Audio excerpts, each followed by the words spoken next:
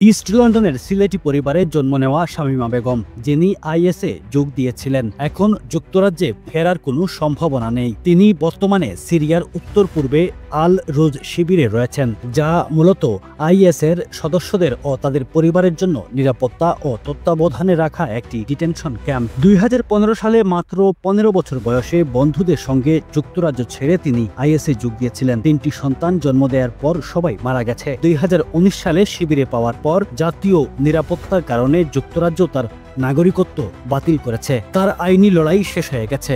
Supreme court তার appeal গ্রহণ না করায় আর কোনো আইনি পথ অবশিষ্ট নেই। আদালত সবসময় সরকারকে সমর্থন করেছে এবং জাতীয় নিরাপত্তাকে তার ফেরার অধিকারকে অগ্রাধিকার দিয়েছে। পরিবারের জন্য এটি গভীর দুঃখের বিষয়। তারা চান শামীমা যুক্তরাজ্যে ফিরে ন্যায় বিচার পাশ করুক, তবে শিবিরের কঠিন জীবন ও আইনি বাধার কারণে তার ভবিষ্যৎ অনিশ্চিত এবং ঝুঁকিপূর্ণ।